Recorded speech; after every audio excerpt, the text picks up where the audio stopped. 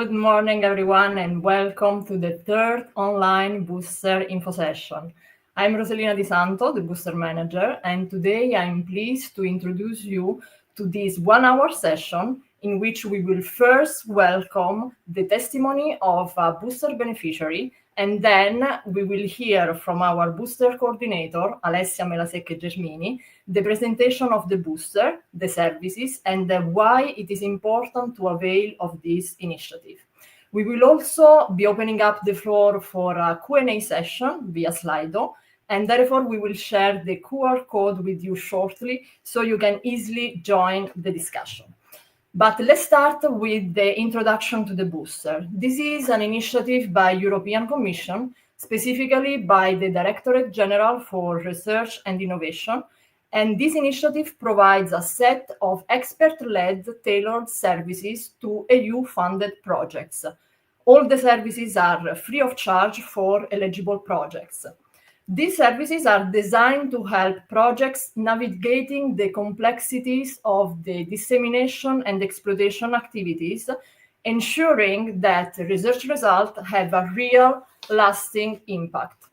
The Booster supports a wide range of fields of expertise, and one of them is the process industry, which is a sector currently facing the critical challenge of combining efficiency, sustainability, and resilience. One of the many EU-funded projects that we have had the pleasure of working with is the SelfX Artificial Intelligence for European Process Industry Digital Transformation, the SXAI-PI project, which is an Horizon Europe project, which is advancing the SelfX AI technologies for the process industry, contributing significantly to Europe's shift towards a circular manufacturing economy. Their work is helping shape the future of a trustworthy AI, while also setting new standards for industrial resilience and sustainability. But rather than me telling the story, I'd like now to hand over to the SXAI-PI project coordinator, Daniel Gomez-Martin, who will share more about the project and his experience. Hello, Daniel, and welcome. Hello, Rosalina. Good morning, everybody. Thank you for having me. Thank you. Can you share with us what motivated you to apply to the Booster services, and what were you hoping it would help you achieve? Yeah, we saw Booster as an opportunity to strengthen our exploitation strategy. From our first official review of our project, the European Commission reviewers expected us to demonstrate concrete pathways to market and sustainability. So we wanted expert guidance to refine our business models, align our consortium partners on exploitation priorities, and ensure that our key exploitable results, and particularly our main outcome, which is the SelfX artificial intelligence toolset for process industries, were positioned not only as technical innovations, but as solutions ready for the market. Indeed, to be ready for the market is crucial. Can you share a bit more about your experience with the Booster and what support you received and how it helped you navigating the project challenges? Yeah, our experience with Booster was excellent, very positive. We benefited from both the business plan development and the go-to-market services, where our assigned expert, Gustavo, guided us through structured tools like the Lean Canvas, the Javelin board, the exploitation roadmaps, etc. This helped us reframe our 9 exploitable results in terms of user value, market demand, potential users' business models, etc. These sessions also allowed us to discuss and develop different exploitation routes, from licensing, spin-off options, to direct commercialization. Importantly, Booster helped us bring clarity and structure to what could have been different fragmented exploitation strategies. And regarding indeed the exploitation strategies, have you taken any follow-up actions based on the Booster support, such as new collaboration or exploitation further steps? Yes, definitely. Following Booster, we updated accordingly our business model canvases. and exploitation strategies for all our exploitable results, with a particular focus on our main one, the toolset of self-text AI technologies. We agreed on clear IPR arrangement, aligned the exploitation approaches across all partners, and began preparing concrete steps towards commercialization after project completion. For example, we identified potential early adopters in steel, aluminum, asphalt, and pharma industries, and planned targeted outreach before the project end. We also integrated the different boosters recommendations into our final business plan, like balancing the different open source contributions with commercial patents. Thank you so much, Daniel, for sharing your experience and for giving us such valuable insights into how SX AI PI has worked with the booster to move innovation closer to the market. To provide now a clearer picture of what Booster offers and how the services are structured, I'd like to introduce our Booster coordinator, Alessia Melasecche Germini. She will walk us through the different types of the support available, the why and how to apply. This will be followed by the Q&A session, where we look forward to receiving your question. Good morning, Alessia, the floor is yours. Good morning to you all, and now my pleasure to go into the details of the Booster initiative. So, first of all, very important for your questions, please scan the QR code I'm showing in the slide, because this will allow you to write your questions, and you will receive answers, first of all, in written by the colleagues from the team, from the Booster team. But this is even more important. At the end of my presentation, questions, I will answer your questions live directly during this info session. So please scan the QR code. I'm going to show this as well at the end of the presentation, but take the opportunity now. So just to start from basics, the core of what you do within your EU projects and the core of the work that we can do with you is on key exploitable results.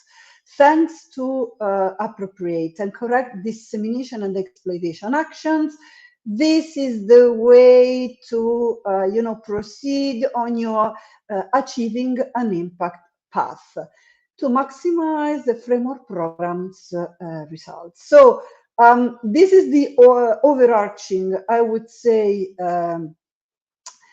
aim of the Booster in supporting you in maximizing your dissemination and exploitation activities towards achieving impact. But who can apply to Booster? First of all, it's very important to mention that Booster is a fully European Commission DG RTD initiative, which means that all the services are delivered 100% free of charge for the beneficiaries, because costs are covered by the Commission. And therefore, who is eligible? All the projects which received funding from Horizon Europe, Horizon 2020, Framework Program 7, and even the earlier ones. Direct funding means that you signed a grant agreement with the Commission and that the starting date is already passed. So if you sign your grant agreement and actually the starting date is 1st November 2025, you won't be eligible to apply to Booster before 1st November 2025. Then, not only the ones who received direct funding, but as well the ones who received indirect funding through joint undertakings, partnership, EIT, knowledge and innovation communities. Another relevant element for the eligibility is that are allowed to submit their application projects which are ongoing, but as well closed ones. Who can submit the application? We can receive applications from single organizations within an eligible project, a group of organizations within an eligible project, the full consortium of one project, or even a group of projects. So there is a variety of beneficiaries. Please remember that each organization / project, if the whole consortium is involved, can request booster services only once, but in principle, you are eligible to receive all the listed services and all the services that I'm about to present you.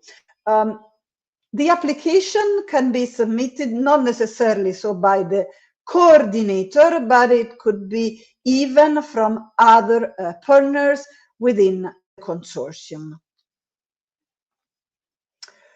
Why applying to booster?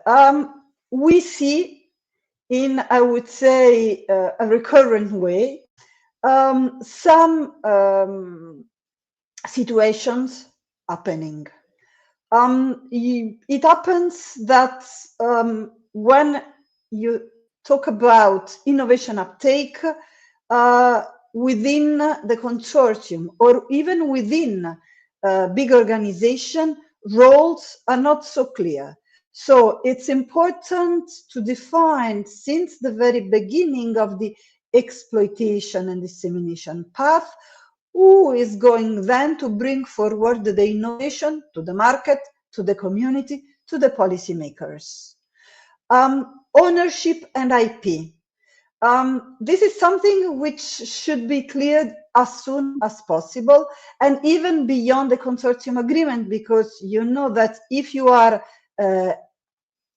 using the DESCA model, it's nice to have, you know, joint ownership, same rights for everybody within the consortium, but actually when it comes then to decide in practical terms how to bring forward, how to commercialize something, you need to agree on more precise ownership, rights, access, and IP more in general. Poorly defined or packaged research results. It's already important to state that key exploitable results are not all research results, are not deliverables, are not milestones. So it's important to clearly define them as soon as possible. Then confusion in terms of the different target groups that you may want to involve and the different stakeholders that you may want to involve in the process. Customers, users, partners, audiences, and so on and so forth, and sometimes ineffective dissemination plans. So this is just not an exhaustive list for sure, but those are the most current reasons why applying to booster and to receive booster support could be a good idea and for sure an opportunity to take. So booster initiative is organized in as a collaborative and support-driven learning experience. What does it mean? It means that booster experts, which are actually appointed to deliver the services, they will act as facilitators. They will support your way. They are not substituting project partners and beneficiaries more in general in their project activities. You signed the grant agreement, you submitted a proposal which has been awarded with all the elements which have been evaluated. Therefore, you still master everything connected to your project, but they will sit aside you and support your action, giving you of course suggestions and recommendations thanks to their experience, but as well sharing with you methodologies, approaches, tools, and so on and so forth, of course, depending on the type of service. Please note that each professional which is involved in the booster initiative signed an NDA. So of course we are all binded to that NDA, which has been of course checked and approved by the European Commission, and therefore you can share your information, no problem. And of course during the service delivery, when I will come to the platform, I will explain this better, but actually each service will have a dedicated workspace in the Booster platform, which is accessible only to the people that you decide you would like to have access, which are part of the Booster service delivery. Therefore, no one else can access, so documents can be shared in a secure way. Coming now to the services, we have two main core services that we can offer you, and then a list of add-on. But just start from the core one. So dissemination support. The aim of this service is, of course, to enhance your dissemination strategy, to check and validate your dissemination plan, checking if there is any gap or anything more that can be added or perhaps tackled in a different way. There is as well suggestions on a more customized audience engagement, identifying main target groups, best channels to address them, and there is as well a direct connection with the Horizon Results platform to showcase your results and a support to, showcase your results there in the best way possible and take advantage of what the platform can offer you. Then the go-to-market support. Of course, this one goes more in the direction of the exploitation, business planning, go-to-market more in general. I would like to add one very relevant information. The Booster initiative is topic agnostic. So this means that we can support all the different type of funding schemes within the eligible funding that I mentioned at the beginning of this session, and no matter the topic. Moreover, we can support not only key exploitable results, which are meant to be then necessarily commercialized, but even different type of uptake. So this is why I already mentioned that this is, it's go-to-market support, which could mean in a way as well go-to-community, go-to-policymaker, depending on the type of initiative that you are running and on the type of audience which makes sense for you to address. So during the go-to-market support, actually, the service is organized under 5 different modules, in which you start from aligning on the exploitation pillars and aligning within the consortium or within the partners and the organizations on the exploitation intentions and concrete actions to be taken as a starting point to be sure that everybody is aligned in that direction. And then we, thanks to the putting use of several tools, characterization table, exploitation roadmap, risk assessment, use models, lean canvas, value proposition, market definition canvas, and so on and so forth. Actually, experts guide you throughout the whole path. So from, drafting your exploitation strategies, but as well identifying roles, actions, timings, all the elements, resources, and so on and so forth. Then you can pass through the business planning and even the access to non-EU funding support we can provide, some initial innovation management and IP. So we can really help you in even, identifying which is the best business model for your specific case. Then on top of the 2 core services, we can offer you 5 add-on ones. The add-on services actually are usually delivered after at least one of the two core services has been delivered. As I mentioned, you can be eligible to receive both the core services, but you are not obliged to take both of them, not even obliged to take all the modules which are planned to happen within the go-to-market. Booster has, I would say, structured overall approach, but then is customized in the content and then in delivery to match exactly, beneficiaries' needs. So the 5 add-on services are networking, in which we help you to, expand your community base for different purposes. And then we have the portfolio analysis, which means when a project group is created, which could be a project group which already applied as a created, cluster of projects to Booster, or which have been created thanks to the networking service as well. Portfolio analysis means that the different projects composing the project group are putting together the different key exploitable results, which makes sense then for joint type of activities for the project group. Identifying again as well the right target audiences for the portfolio, how to reach them.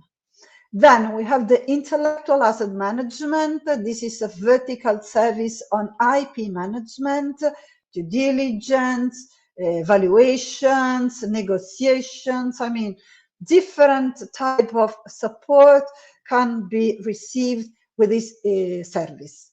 Then we have the coaching for public speaking, which is, of course, not coaching to tell you how to talk and to communicate and disseminate to your peers, thinking to mainly scientific type of communities, but to different type of audiences and stakeholders, investors, commercial partners, policymakers, so different type of audiences. And the last but not least, we have the audiovisual support. In this case, we help you to create a video for your project, for your result, or for your project group in this case, which as a first requirement should be showcased, uploaded and showcased in Horizon Results platform. And then you can make the use that you want out of that video that we are going to prepare for you. Some numbers to give you the idea that if you are applying to Booster, you won't be the very first one. Currently, we had, since the Booster launch, we have more than 200 experts who already delivered services. We supported more than 2,000 projects, and we delivered more than 3,500 services. I can assure you all the different funding programs, all the different topics, from the Marie Curie, ERC first stages to, of course, innovation action, research innovation action, coordination and support action, but as well EIC, transition, Pathfinder, and different funding schemes, as I mentioned, projects funded by the EIT Knowledge Innovation Communities, and as well from the joint undertakings or the partnerships. How to apply? Pretty straightforward. You just need to go to the Booster platform. There is the application form. You register as applicant, and then you can fill in the application form. The application form is pretty straightforward. You do not have to produce and provide us a lot of information, and you can even save it and then come back, complete, and then submit. Once submitted, you will receive a notification from the platform, so you will be sure that everything went well. During the application phase, you will be requested as well to upload your description of action or a relevant document which allows us to understand in terms of dissemination and exploitation what you have been granted for, and actually to let them assign to your specific case the best expert. How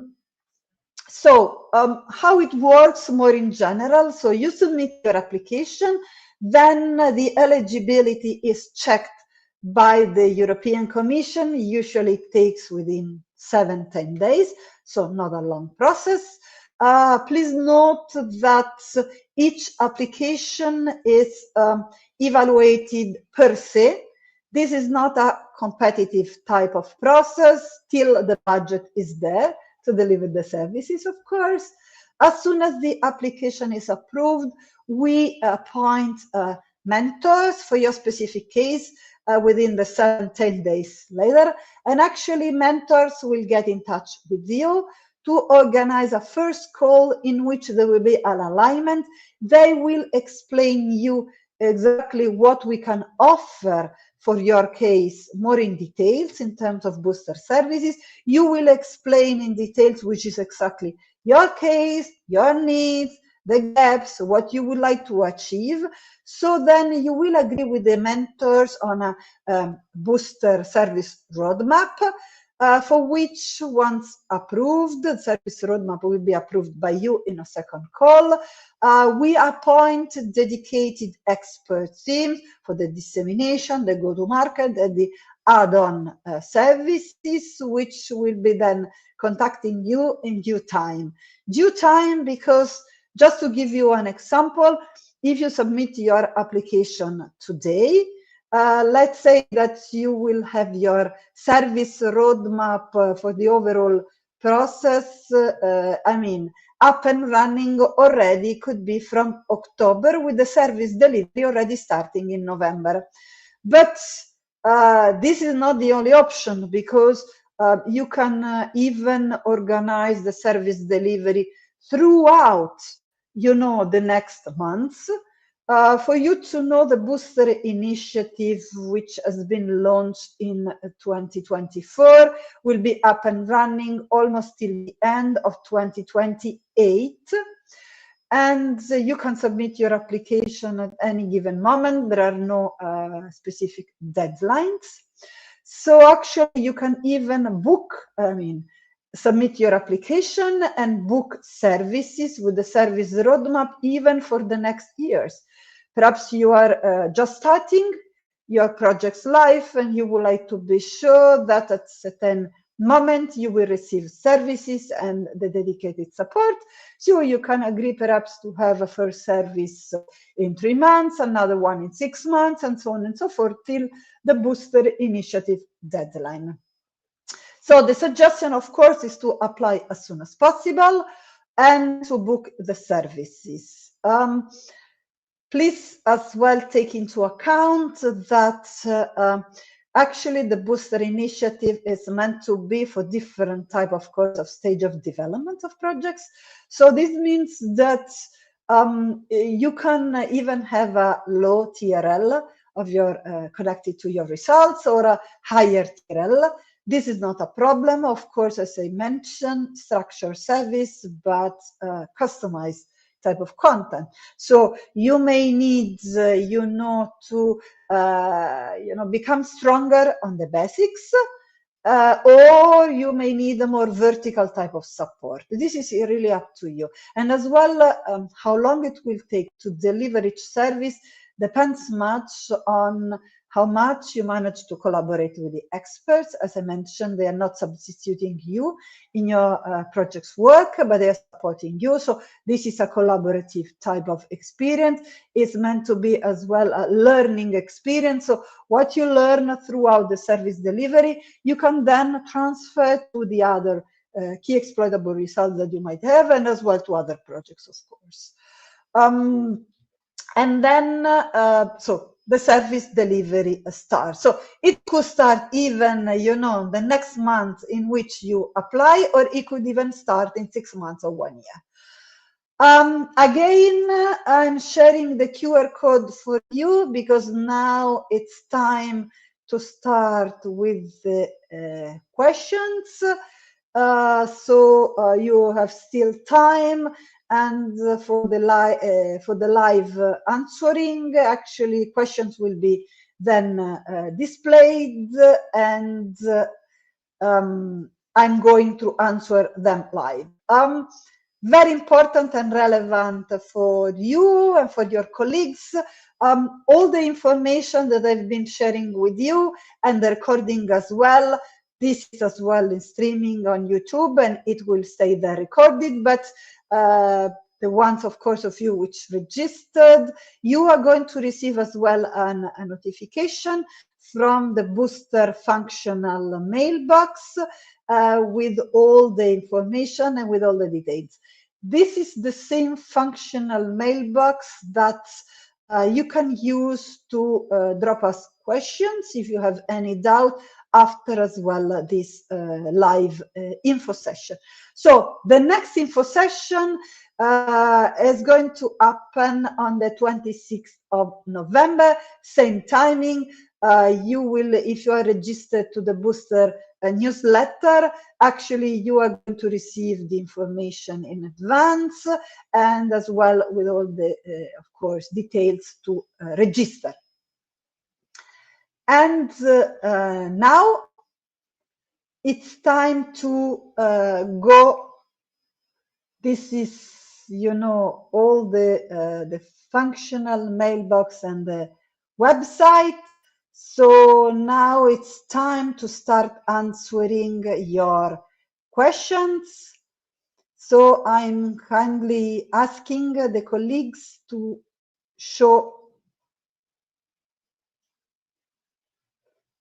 Okay, so let's start. Do I have to pay for the services? No. If you are eligible and therefore your application has been approved, all the services that I've been presenting are delivered free of charge to the beneficiaries.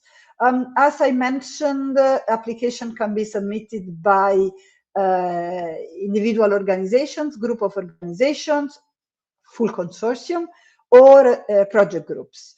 And in all those cases, if you are eligible, you do not have to pay for the services. Next one, is there a specific application deadline? No. Applications can be submitted in any given moment. Actually, it's an open call, and as I mentioned, each application is evaluated per se, so it's not a competitive type of process. Next one. Is it possible to request just one of the core services? Absolutely, yes. I mean, you may feel that you might need support, perhaps, you know, with go-to-market and not with dissemination, or vice versa. Or even when thinking to the go-to-market, perhaps you might need support because you are already quite advanced only for business planning or to access to other funding. So this is flexible and can be agreed with the mentors when defining the booster service roadmap. Does an application require permission from the project coordinator? No, not permission, but it's clear that even if you would like to apply as an individual organization, any case, this will refer to an eligible project, because this is the type of eligibility check that the Commission does, and therefore it's, in any case, important to inform the project coordinator. If you are applying as, let's say, an individual organization for your own benefit, of course, we expect that the key exploitable results that you will be working on during the services delivery are key exploitable results that you have the right to exploit, and you have the IP and the ownership, okay? Then it could be for a group of organizations, if this is shared, or for the full consortium. It's important, in any case, to inform the coordinator, Okay, but as I mentioned, it's not necessary that it's the coordinator to submit the application. In the majority cases, when one project, the full project is involved, actually, it's usually, to be honest, more the dissemination and exploitation work package leader or manager, which is submitting the application, because then it's easier as well to follow the service delivery. And we have cases in which, you know, we have a long list of users in the dedicated workspace coming from the different partners of the consortium, or in case in which there is one person, the applicant, which somehow acting as an intermediary for the service delivery. For you to know, depending on the type of service, there are calls, workshops, sessions.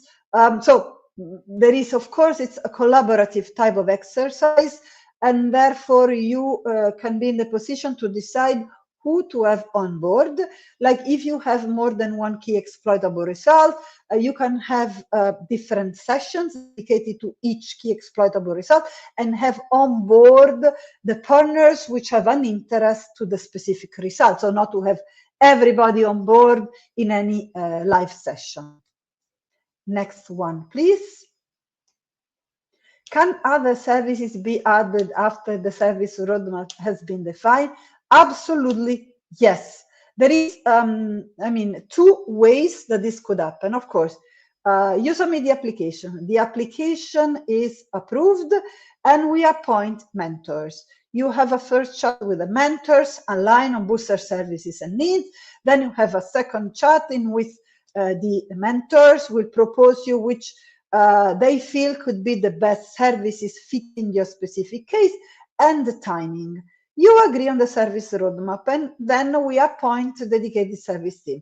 What could happen? It could happen that you start, you decided to have as a core service the go-to-market, and because you are early stage, you decided to have only the first modules, aligning on the exploitation intention, starting to draft the exploitation roadmap, so on. But then while going, you see that perhaps adding the business planning at a later stage could be an added value, or the access to non-EU funding, or even to adding the dissemination service in parallel, or add-on services. I mean, this is flexible. We just need to know. You can just agree with the mentors. You can go back to the mentors, explain that this could be, you know, a need which came out while going, or it could happen even the vice versa. You plan to have something happening like in January 2026, and then you have delays for any reason, or you would like to anticipate.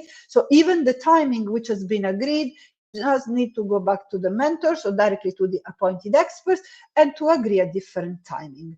The management team will intervene, of course, if there are doubts on, you know, the services or the modules to be added. Please note that as well in the dedicated workspace, which is activated as soon as an application is approved, there is the possibility, there is the service roadmap calendar with all the activities. There is as well the possibility to share the documents, to have to chat in between the experts and the beneficiaries. So it's a protected space in which all those things could happen, and in which we are going as management team to post our reminders if experts do not manage to have feedback from you on agreed activities. So be prepared that if it comes the moment in which a go, no go, you know, decision should be taken on proceeding with a service, you will receive an email from the booster management team and a post in the workspace. So next, please. Regarding the go-to-market, can the support be used for commercialization of the key exploitable results? Yes, As I mentioned, we can support even later stages in the go-to-market process. So commercialization for sure is one of those, as well our Daniel, our testimonial presented, receiving the booster service helped as well to, improve that part.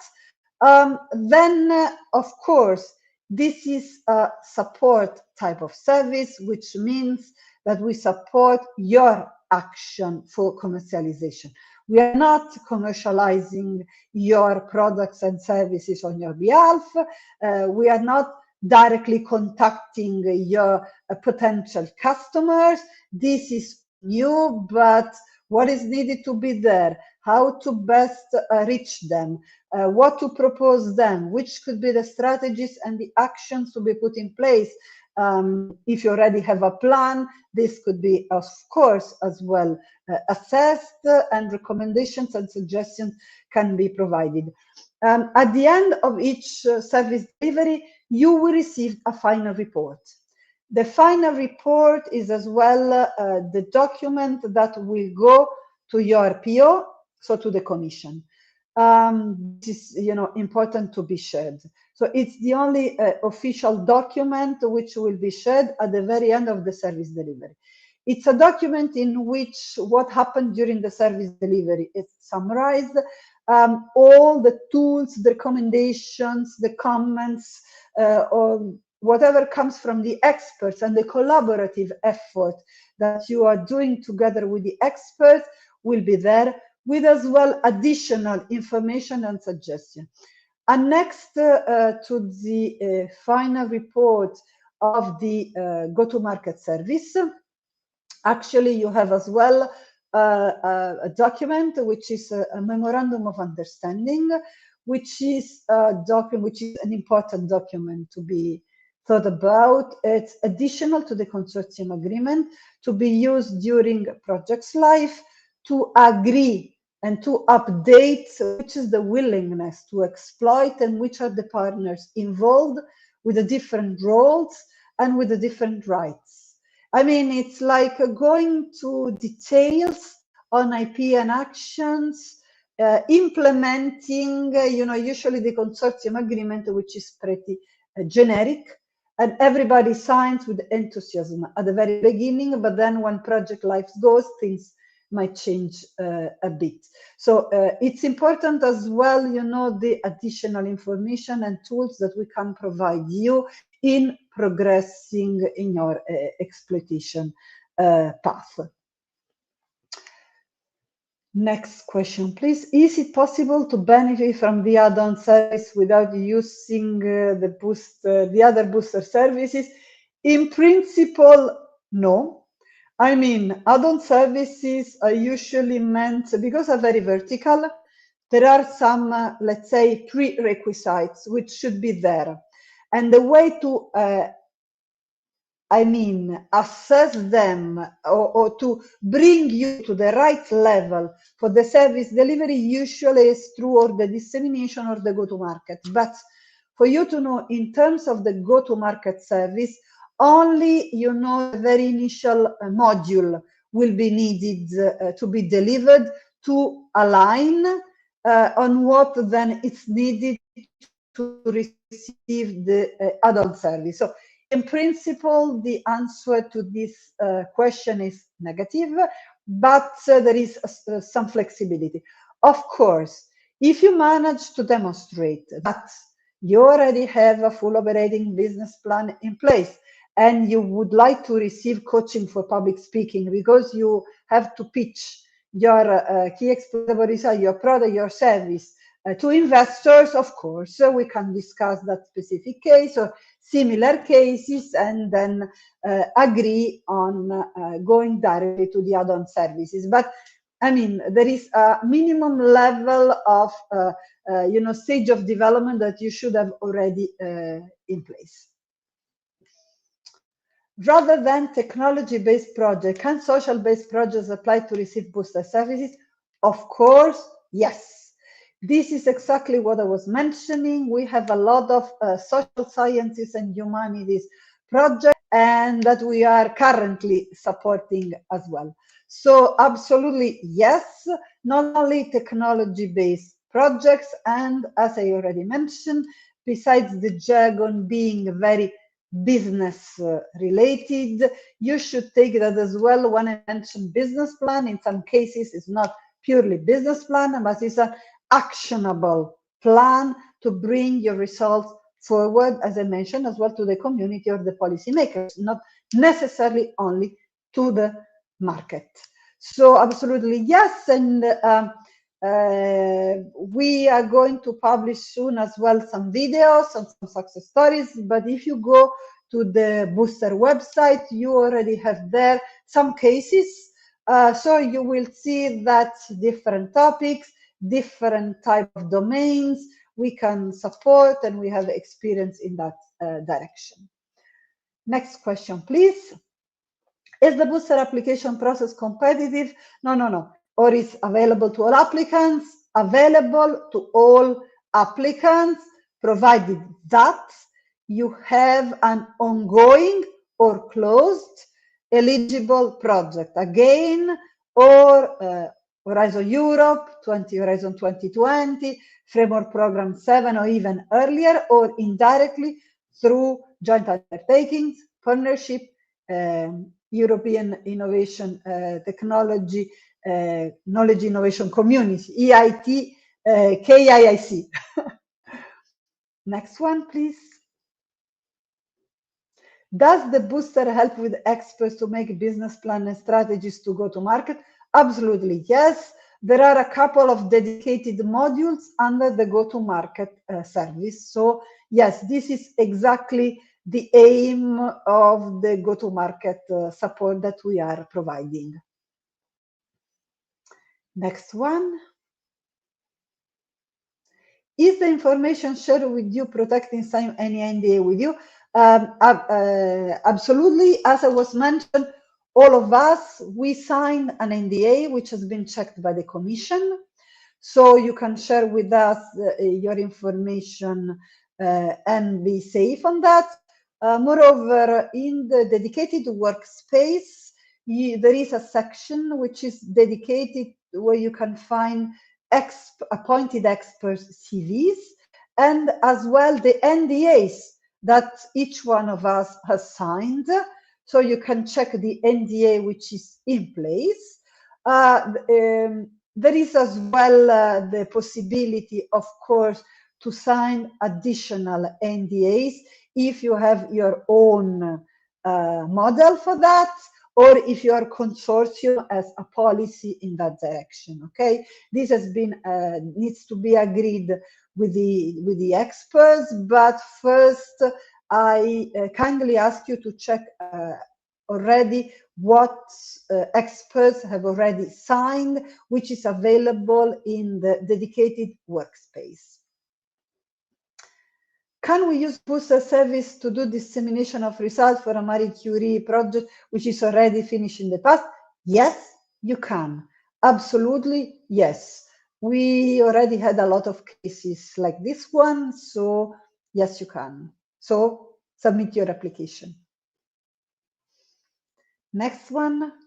Is there a specific technology readiness level recommended to get these services? Absolutely not. I would say it's more internal QC in the project consortium, because of course, you know, you can understand that if we intervene, let's say, within the first 6 months of project life, depending on the type of project, the type of support that we can provide is more in aligning, empowering, supporting more in a strategic way. If you then request the services later stages, it's more vertical, it's more deep, the type of support, it's more, you know, of course, hands-on in practical terms on the actions and what could happen. So it's more on you. Clearly, if you're already running a project, you will find yourself in this moment in one of the two cases or even a middle stage. So therefore, not much to choose. But my suggestion is always the sooner the better. So you can start to have like the first modules, which are more on aligning, empowering, capacity building at the earlier stages, and then to have the more vertical services or even the add-on at later stages. But depends much as well on what you have planned already to have in the grant agreement, in your description of action, in which you already have dissemination and exploitation related activities. I mean, in the majority of projects, of course, for sure in the ones which are Horizon Europe funded. For previous schemes, there could be some differences. So, but in any case, there is no eligibility criteria in terms of TRL on our side. This is something that I can, state with no problem. Next question, please. Is it still beneficial to apply 7 months before the project ends? I would say yes, definitely. This could help a lot to as well refine your final exploitation plan, and moreover the sustainability plan, which usually needs to be there as well. Of course, with the go-to-market support, we can help as well in that direction. And therefore, for sure, you will have deliverables to submit as well under the work package dissemination and exploitation. The work that you're going to do with the experts can help feeding as well those deliverables in more detailed and concrete terms. Next one, please. Should we send the service request before submitting the project? Not sure that I got it fully, yeah? So I'm trying to answer to this one. But so to submit the application, you need to have an ongoing or closed project. So I suppose that you are not referring to, the fact that the project is already ongoing. It's a started project, because as I mentioned, perhaps you signed the grant agreement today, but then or yesterday, and then the starting date is 1st of November 2025. Therefore, you're not allowed, you're not eligible in principle to submit your application before the 1st November 2025. Then, if you are referring to the fact that when submitting the application, we request you to upload the description of action or any relevant similar documents, what you can do, if this is the concern that you have, you would like first, to see how things are run, you can submit just an abstract from your project, and then you will see later with the mentors which are the type of documents which might be requested to assess your specific case, and then to appoint the best experts for the service delivery. So I hope, because I was doubtful on how to understand this question. So for sure, you cannot submit an application if you do not have a started or closed eligible project. If the question was in the direction of which documents to be, attached when you submit the application, it could be the full description of action, which is preferable, because this helps us in aligning exactly with what you have to do and what you plan to do to appoint the experts and to decide on the services.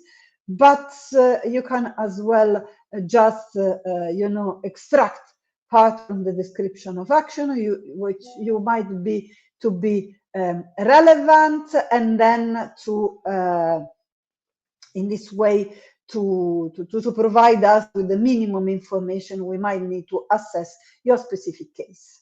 Next question. Is there a place where we can contact you with more questions after today? Yes, there is the functional mailbox that I will show again at the end of this session, and as well as through, of course, the Booster platform, and we can even organize dedicated calls if, of course, you have a lot of questions and specific cases to be analyzed. Next question, please. After approval of an application, do you provide funding? No. No funding provided by this booster. Do not mix this booster with the EIC booster, please, because two different initiatives. Absolutely not. No funding. We provide expertise and support for your go-to-market, go-to-community, go-to-policymakers path, which include dissemination, exploitation, go-to-market, business planning, IP, how to pitch, how to group with other projects, how to work on your IP type of services. Not money, not funding. We help you within the go-to-market service to identify which could be other sources of funding on top of the grant that you received to progress with your activities. But this is a dedicated module within the go-to-market, and we support you in identifying and in assessing which are the elements to be provided to get funded, but not writing proposal, not providing direct funding under the booster initiative. Next one, who are the mentors and how are they matched with the specific needs of support? The mentors have an horizontal type of role within the booster process. So they are experts on the booster. The services, they're experts as well that deliver the services, but not when they are appointed as mentors.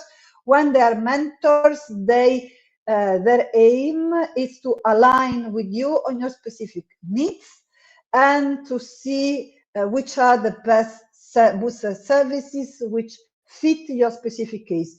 Because actually, differently from the past, when you submit the application in the current booster, you do not pick the services on your own from scratch, but you will be guided after your application is approved by the mentors, and you will approve. Mentors will propose services and timing aligning with your needs, but you will approve the service roadmap, so you have the final word on the type of services and on the timing for the delivery. Next one. Okay, so we are coming to an end now. Thank you very much for having been with us. I recall you that we have the booster info session, next one in November 26th, and that we will provide you all the information that has been shared with the streaming and documents and everything. You will receive on your email from the booster functional mailbox, which is as well the way you can use to contact us, or directly through the email or through the booster platform. I'm wishing you a nice continuation, and of course looking forward receiving your applications and to find the best way to support your path to impact. Bye bye.